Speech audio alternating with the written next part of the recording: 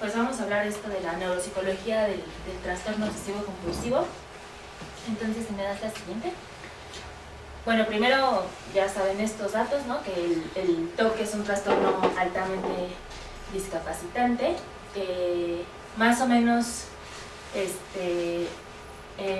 no hay muchos datos en México, pero se sabe que al nivel de la población es más o menos de un 3.2% de la población padece este trastorno, que es más o menos más del doble que la esquizofrenia.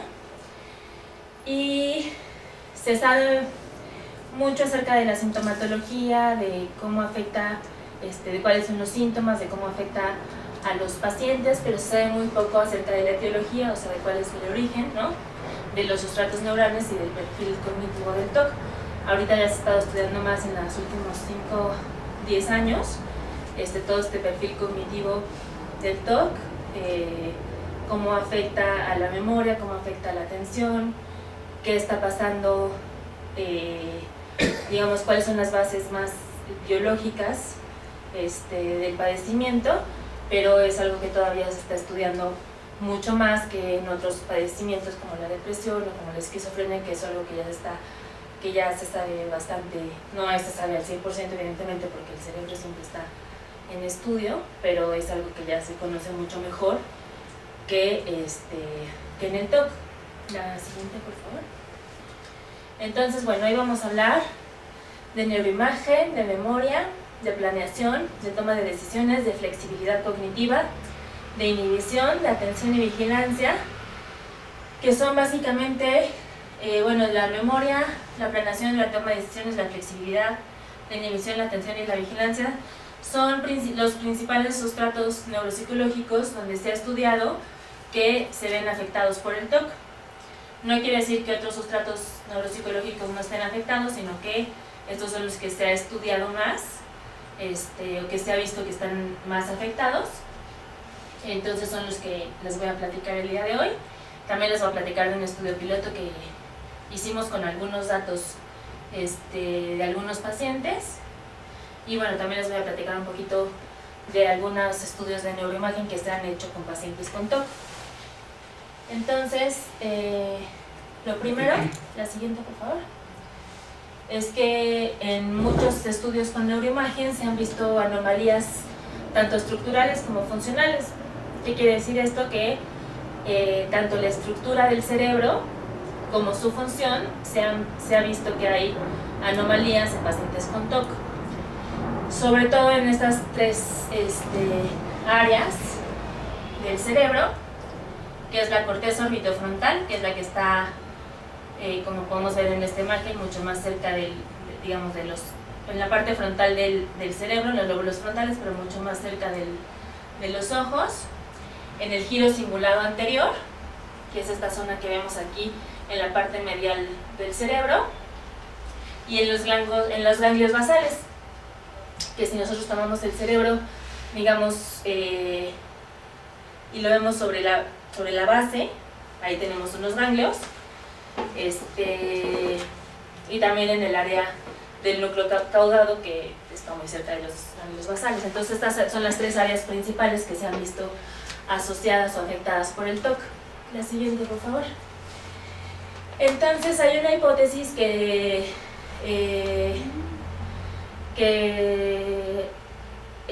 ha sido muy estudiada también, relacionada con estas tres áreas, en donde el área orbitofrontal que les comentaba está muy relacionada con la detección de problemas, ¿no? Y en el TOC se puede asociar mucho con estarse fijando todo el tiempo en algo que nos molesta o que nos causa como estrés, ¿no? Por ejemplo, los gérmenes o la contaminación, o estoy sucia, ¿no? O esto está desordenado, o esto está, no sé, algo que nos causa como malestar, ¿no? Entonces buscamos siempre, encontramos el error, ¿no? Como pacientes con TOC siempre como que la manchita la vemos, ¿no? O sea,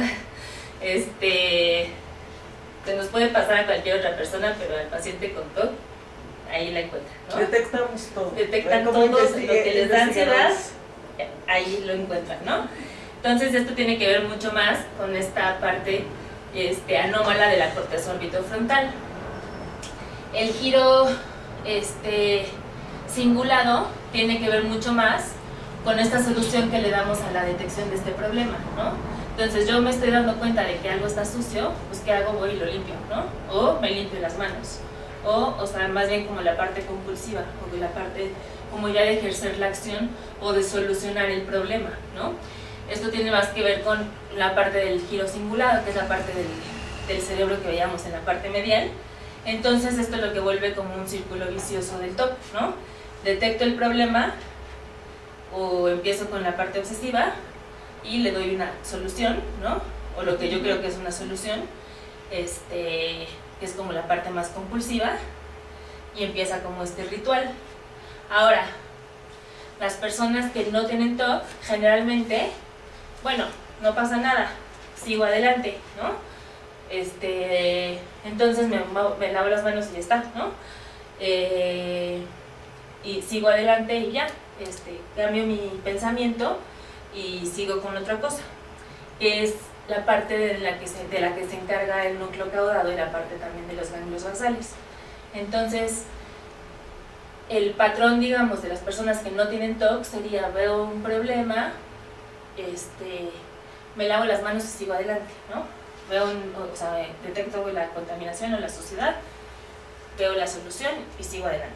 Las personas que tienen TOC no llegan a ejercer esa parte del sigo adelante, ¿no? Es como de, no pueden seguir adelante, no es como de, bueno, ya me lavé las manos y ya, es como de, no, sigo sucia, sigo detectando este problema, sigue desordenado, no me cuadra todo, o sea, como que todavía no está simétrico, o todavía no quedó perfecto, o todavía encuentro este problema otra vez, como que esta parte, exacto, esta parte se sigue regresando uno, no alcanza uno como a seguir adelante.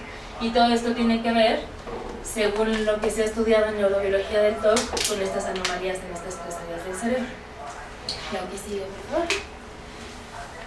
Perdón, pero por ejemplo, entonces el que, o sea, acá se regresa, ¿no? Hace un circuito. Sí. Pero el que, o sea, ¿tú cuál dirías que es la que está fallando? ¿Cualquiera de las tres o la tercera? Cualquiera de las tres, pero más la tercera. La tercera, ¿verdad? Sí. Doctor, y si por ejemplo, bueno, a mí me pasa que en la primera siento las manos sucias, me lavo, pero el lavado es excesivo, pero sí sigo a la otra parte. O sea, ya me lavé y continúo con lo que tengo que hacer, pero sí el lavado sí es excesivo. Entonces, la repetición, vamos. Entonces, si es excesivo, Sí. igual a lo mejor sí sigue con la siguiente parte, pero como que sí todavía estuvo como un poco de dándole vueltas, porque si no, no sería excesivo, ¿no? Como que a lo mejor hubo un par de vueltas por aquí y ya siguió adelante, porque si no, no sería excesivo. Si no, nada más es una lavadita y ya, ¿no? No, pero no es lavadita, es lavada bien, y ya después continúo y ya me olvido. Por eso la lavada bien quiere decir que a lo mejor sí sigue, ¿no? Sí. Pero el hecho de que sea una lavada excesiva o ritualizada o lo que sea, quiere decir que este circulito todavía tiene algún problemita que no nos deja que nada más sea una lavada normal, ¿no?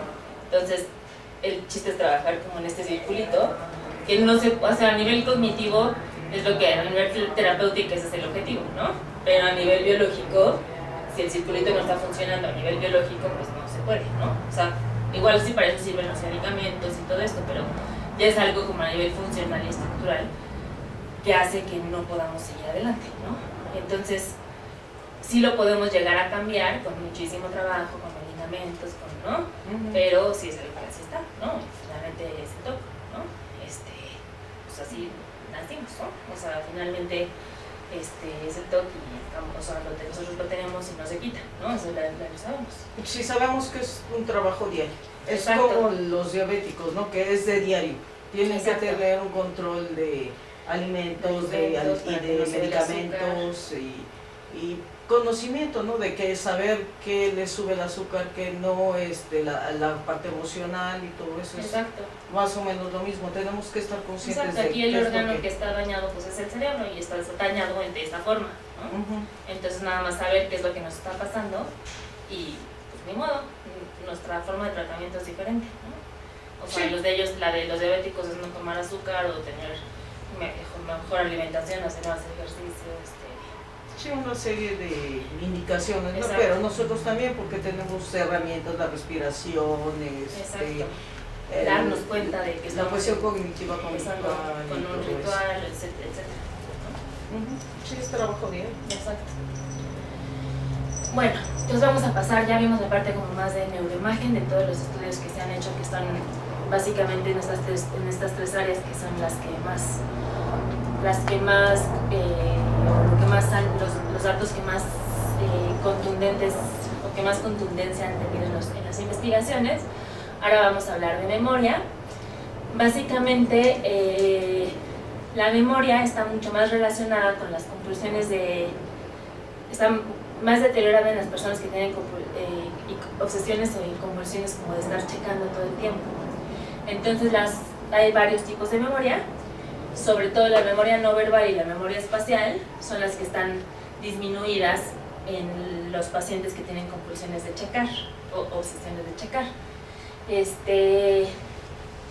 La memoria no verbal pues es la que no tiene que ver con palabras y la memoria espacial es la que tiene que ver con cómo nos relacionamos nosotros en nuestro entorno, digamos, en nuestro espacio, ¿no? Mi memoria espacial, por ejemplo, me hace saber que atrás de mí tengo un pizarrón, aunque no lo esté viendo, que acá tengo escaleras, ¿no? Etcétera.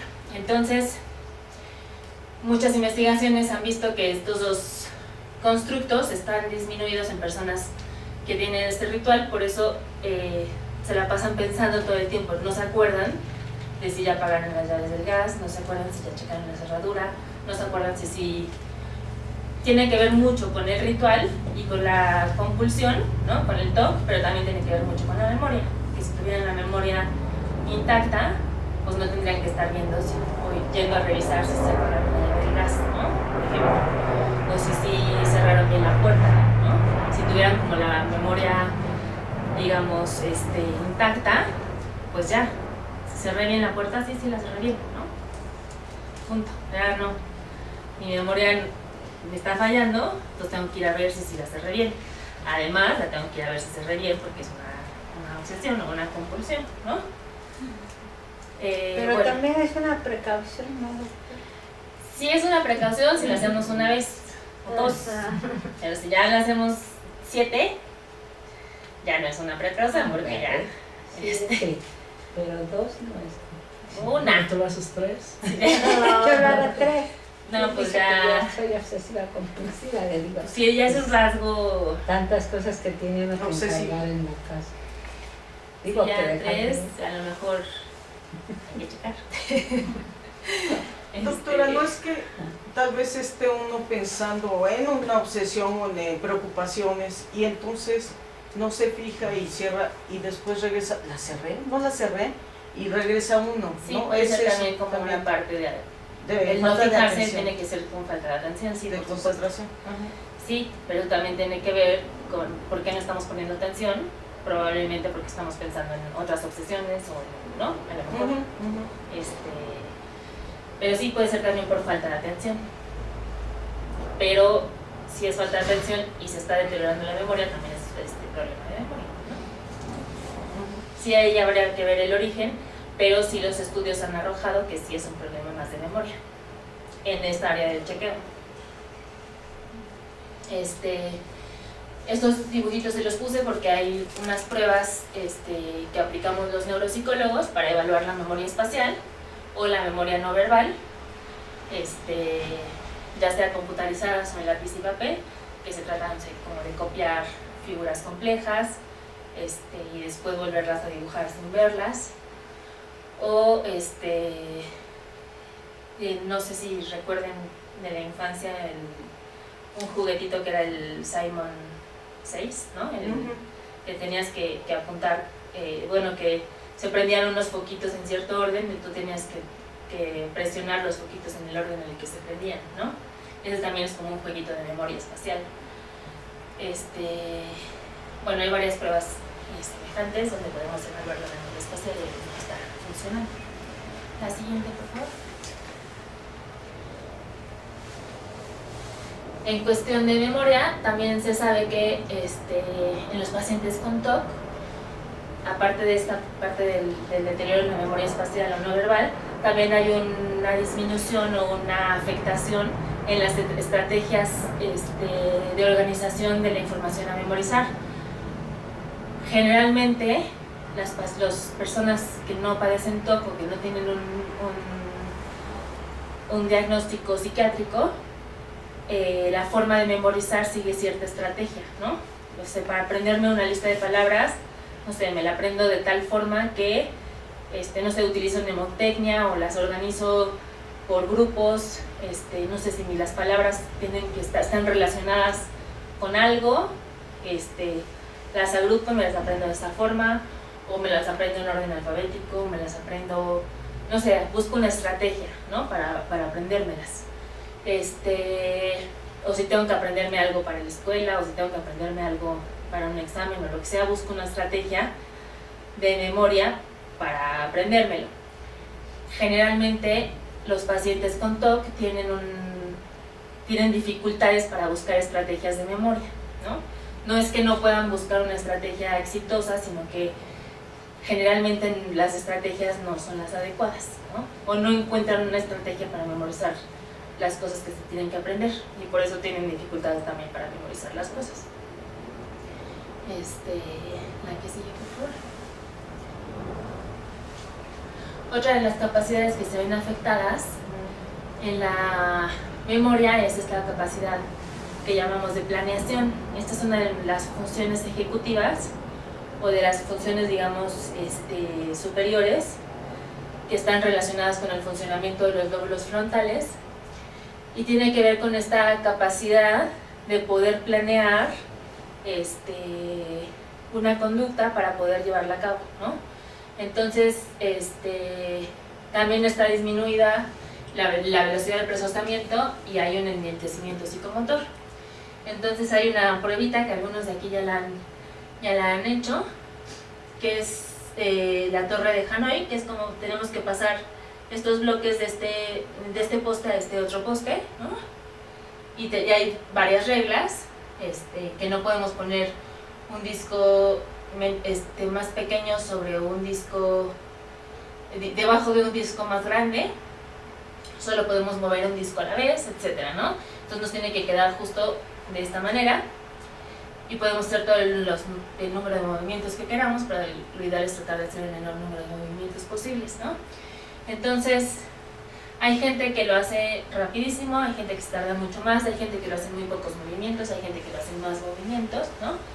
Y generalmente los pacientes con TOC se tardan mucho más, hacen más movimientos, ¿no? Como que se tardan, sobre todo por esta parte de no poder planear la estrategia de cómo voy a mover las fichas, va a pasar, voy a hacer esta primero y esta después, ¿no? Es como también una forma un poquito más tridimensional de resolver un laberinto, ¿no? Por ejemplo, el laberinto primero lo ideal es observarlo, ver más o menos por dónde voy a ir y después ya resolverlo, ¿no? Hay muchos pacientes que es ya, ¿no? Empiezo y... Sí, no lo planeamos. Y a ver, espérame, Sí, ¿no? no lo planeo. Y te regresas y ¿cómo? ya topaste con pared y no sé qué, y ya te tienes que regresar, ¿no? Entonces, eso un poco tiene que ver también con la impulsividad, ¿no? Y con, como el nombre lo dice, la falta de planeación, ¿no? Si nos sentamos, analizamos la situación, vemos qué secuencias podemos realizar, cómo tenemos, ¿no? Como con calma, cómo, qué pasos tendríamos que seguir, si tenemos que seguir ciertas reglas, ¿no? Como que poco a poco, igual podríamos ser un poco más, eficientes en la forma de resolver esta tarea, ¿no? Les puse también esta otra que es algo muy parecido, pero en forma computarizada, ¿no? Pero bueno, sí se ha visto que hay más dificultades en estas tareas que cómo se traducen también en la vida cotidiana, pues también, ¿no? A lo mejor me tardo más haciendo las cosas porque no las planeé desde el principio, o mi lista de pendientes ya se hizo, ayer estaba en 4 y hoy está en 7, y eso que ya resolví 2, como de cómo, ¿no?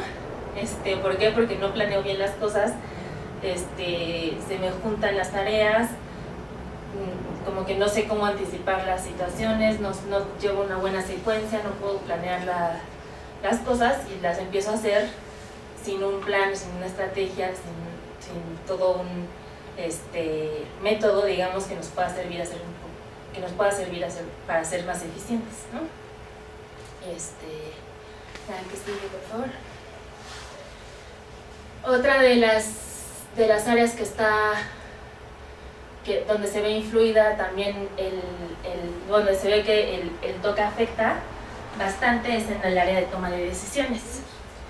Eso sí lo pueden notar en su vida cotidiana, ¿no? De, ay, ¿qué voy a hacer? Voy a hacer esto, voy a hacer otro, ¿no? Y se quedan pensando. Y es mucho la parte de las obsesiones que no nos dejan como tomar decisiones adecuadamente o que nos dejan siempre pensando, o más bien que nos dejan siempre como en la indecisión, ¿no? De, chin, ¿qué voy a hacer? Voy a hacer esto, voy a hacer el otro, híjole, ¿no? Aquí también ha habido evidencia contradictoria, ¿no? Pero una de las pruebas que se ha visto que nos ayudan a medir esta área de toma de decisiones es esta tarea del Iowa, que esta tarea mide más bien decisiones de riesgo. Es una tarea que nos ayuda como más bien que sí, nos ayuda a medir decisiones de riesgo, beneficio que el paciente llega a hacer. Y tenemos que escoger diferentes cartas con diferentes puntos. Tenemos que ganar la mayor cantidad de puntos, también algunos de ustedes ya lo hicieron. Pero mientras más puntos ganemos, también corremos el riesgo de perder puntos, ¿no? Entonces, tenemos como que tener la capacidad de tomar la decisión más adecuada para no perder puntos, pero ganar más puntos sin arriesgarnos a perder puntos, ¿no? Entonces es como una tarea complicada en ese aspecto, sí, ¿no? Sí, ese sí es complicado, porque no sabe uno por qué está perdiendo puntos o qué. Sí, como si me voy por las cartas pequeñas, a lo mejor pierdo puntos. Digo, no gano tanto, pero no pierdo tanto. Ajá. Y si me voy por las cartas más grandes, a lo mejor pierdo más puntos, pero a lo mejor gano más. O sea, no sé, ¿no? Hay que tomar las decisiones. Por eso es una tarea de toma de decisiones, pero también de decisiones de riesgo, ¿no? De ¿me voy a arriesgar o no me voy a arriesgar? ¿No? ¿Cuál sería lo ideal? ¿No? Pero bueno, aquí sí se ha visto que hay más afectación en pacientes con TOC, pero también la evidencia no ha sido tan contundente y entonces hay resultados contradictorios, pero bueno, si las quise poner porque es una prueba divertida y nosotros hemos encontrado evidencia de que sí hay deterioro más en pacientes con TOC. Pero lo que hacen es dudar o arriesgarse más. Algunos se arriesgan mucho más y algunos no se arriesgan tanto. No entran dentro del promedio, ¿no? Sí. Se salen. Se salen más. Sí, depende del tipo de TOC también. Porque los que son más impulsivos se arriesgan mucho más y los que son mucho más obsesivos, más cautelosos, más como no se arriesgan tanto y prefieren más como guardar puntos, ¿no? Sí, depende mucho del tipo de TOC. La que sigue, por favor. Hay otra área que es la flexibilidad cognitiva, que aquí sí está muy estudiado, que en el TOC los pacientes con TOC tienen muy poca flexibilidad cognitiva, ¿no? Por eso son muy tercos. Y les cuesta mucho como cambiar de canal, ¿no? Es como te estoy diciendo esto, sí, pero es que las cosas son así, ¿no? No, pero podrían ser así, no, son así y así son y está sucio y, ¿no? Y, no, pero a lo mejor no está tan sucio, no, sí está sucio y, ¿no? O no, así se va a hacer a mi manera porque así es y así es, ¿no? Entonces esta parte de flexibilidad cognitiva, hay una de las pruebas que también hay evidencia contradictoria, pero también depende mucho del tipo de TOC, pero sí se ha visto que hay afectaciones. Hay deterioro en el desempeño de tareas similares. Esta pruebita que también algunos ya la han hecho, que es estamos viendo, tenemos que sacar tarjetitas, tenemos que clasificarlas de acuerdo a cierto criterio, ¿no? Y el criterio puede ir cambiando conforme va avanzando la prueba, ¿no? Entonces, por ejemplo, esta la ponemos aquí, puede ser que esté aquí porque son 3, ¿no? Alguien diría que no va aquí, sino que va aquí porque Por son... el color. Ajá, por el color, ¿no? O que va aquí porque son triángulos, ¿no? Pero bueno, el que la puso aquí porque son 3, ¿no? Por número. Entonces, bueno, puede haber diferentes criterios de clasificación. Y la prueba va avanzando y luego puede cambiar el criterio de clasificación, y ahí es cuando medimos como la parte de flexibilidad, ¿no? Está cambiando el criterio.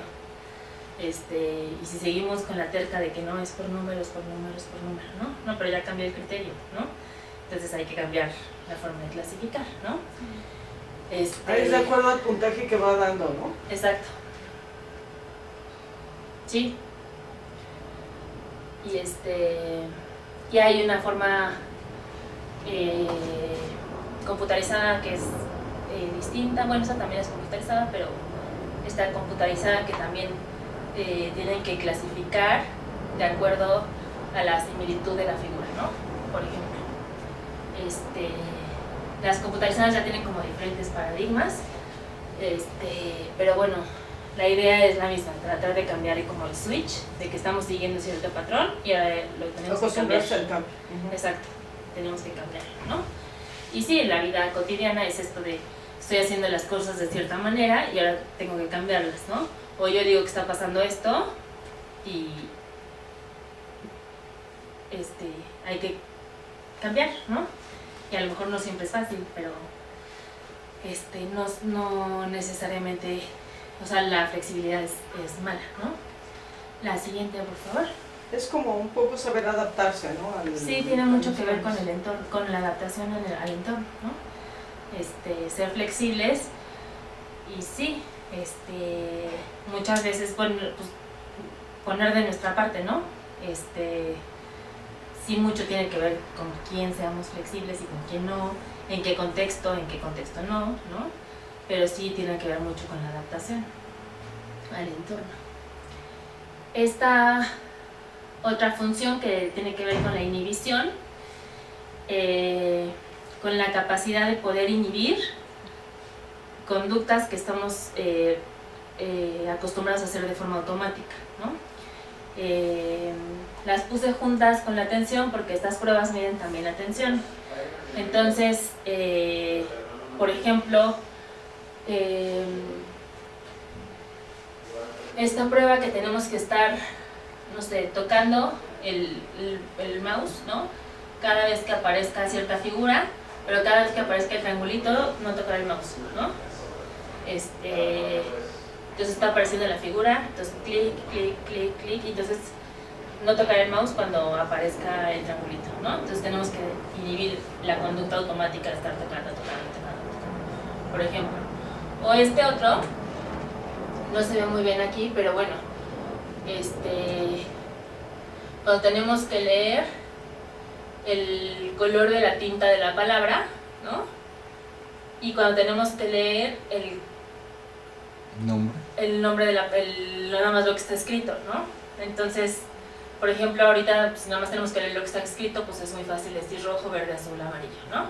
Pero si tenemos que leer de qué color está escrito, azul, amarillo, rojo, verde, ya es como más difícil, ¿no? A lo mejor si lo hacemos lento y con poquitas palabras, sí nos sale, pero si lo tenemos que hacer con muchas palabras, en diferentes situaciones como de lee ahorita, ahora dime el color, ahora vuelve a leer, ahora solo dime el color en la palabra subrayada, cosas así, a lo mejor sí llegamos a cometer errores de estar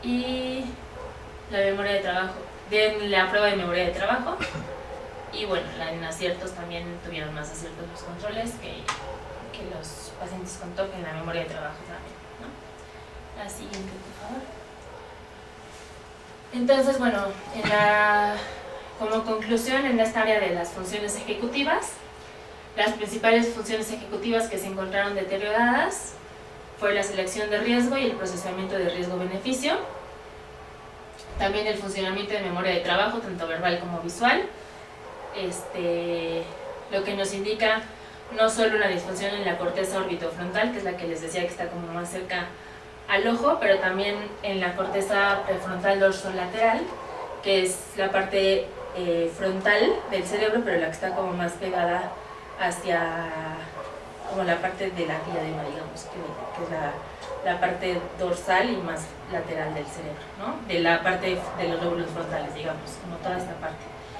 Y también los pacientes con TOC fueron más lentos en el desempeño general de todas las áreas. La que sigue, por favor.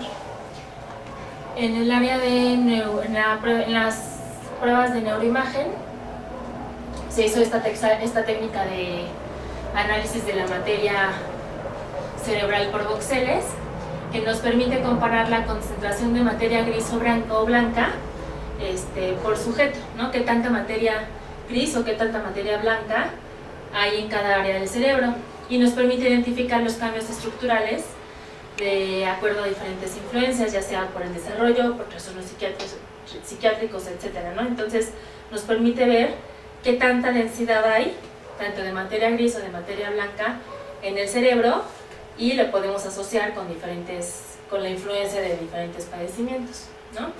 Entonces, la siguiente, por favor. Lo que encontramos aquí: participaron 16 controles y 20 pacientes, 11 hombres y 5 mujeres de los controles y 15 hombres y 5 mujeres de los pacientes. La que sigue, por favor. Bueno, esta es la parte técnica de que se utilizó un resonador de 3 teslas.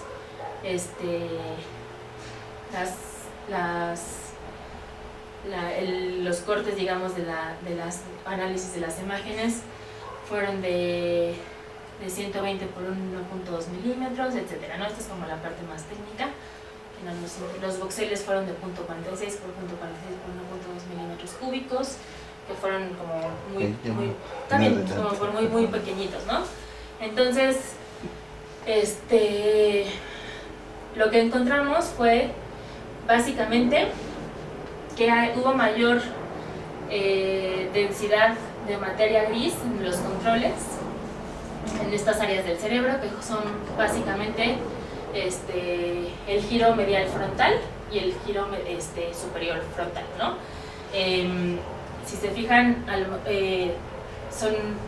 están en el área frontal del cerebro, ¿no? Si lo vemos, esta es la parte de enfrente, esta es la parte de atrás, ¿no? Y lo que encontramos es más densidad de materia gris en los controles que en los pacientes con TOC. La que sigue, por favor. También encontramos ahora en otras áreas, que es en el tálamo y en el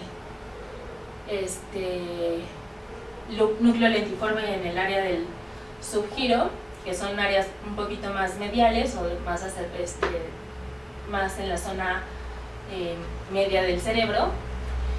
La densidad de materia gris era mayor en los controles en los pacientes que en los controles, que son en estas áreas como mucho más mediales, todas las que están como en amarillo.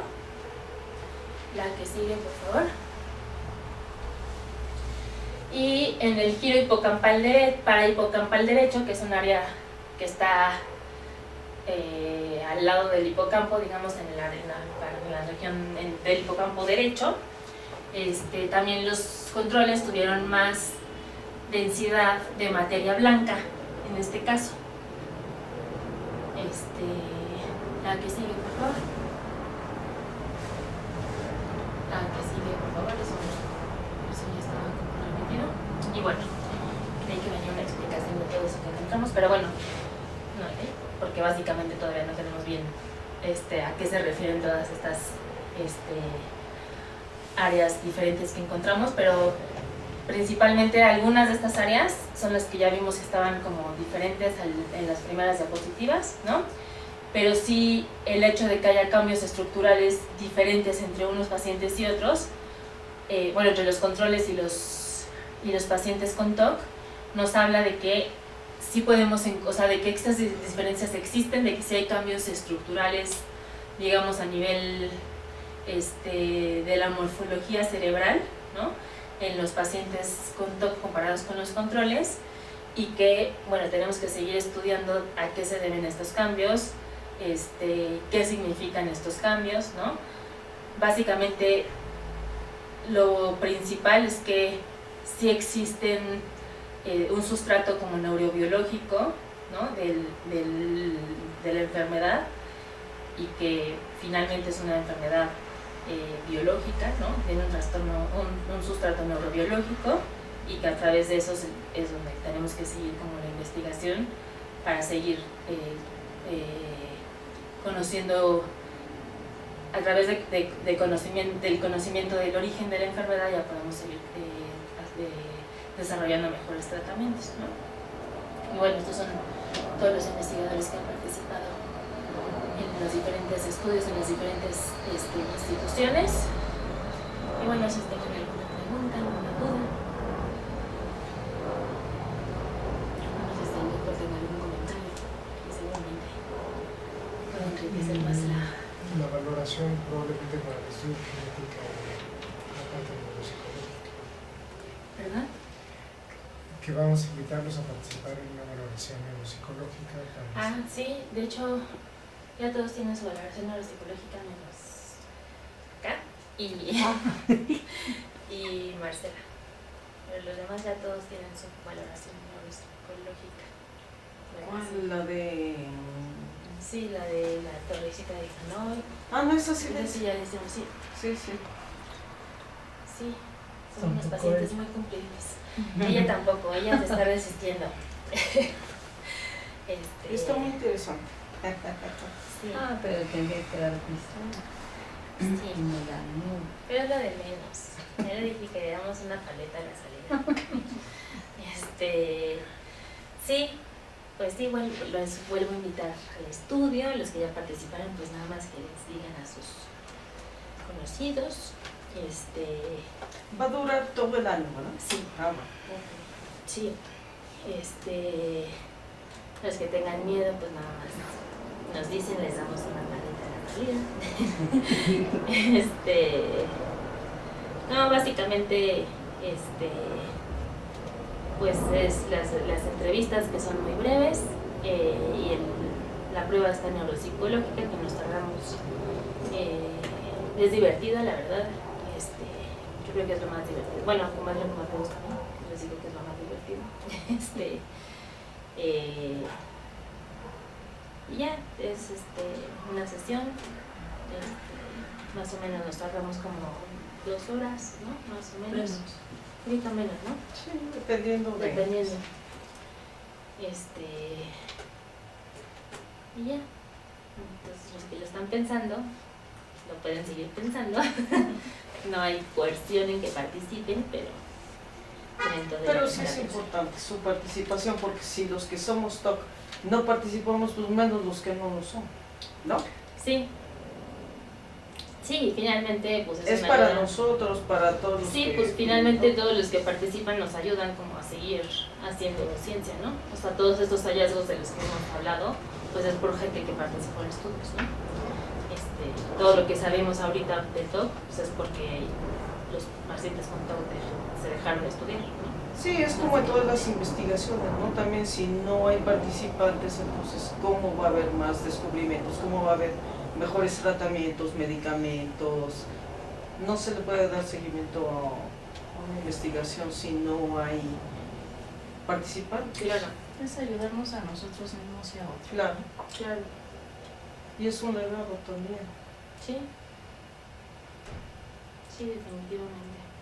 ¿No? Decir, bueno, hice algo en la vida. Ayudé a pues sí, estamos contribuyendo a la ciencia, Sí, realmente. finalmente sí. Si no participamos, pues no hay una continuidad en los estudios. Sí. Eso es todo. Así que piensen. Estuvo muy buena la conferencia, me gustó mucho. Muchas gracias. ¿No? Sí, nos Muchas gracias. saca de muchas Gracias, doctora. Muy divertida y además se queda uno, ¿y eso para qué eso? ¿Por qué estoy perdiendo puntos? ¿Por qué los estoy ganando? ¿Cuál es el criterio en los cuadritos, verdad? En los triángulos, Tenía la duda. no entiendo.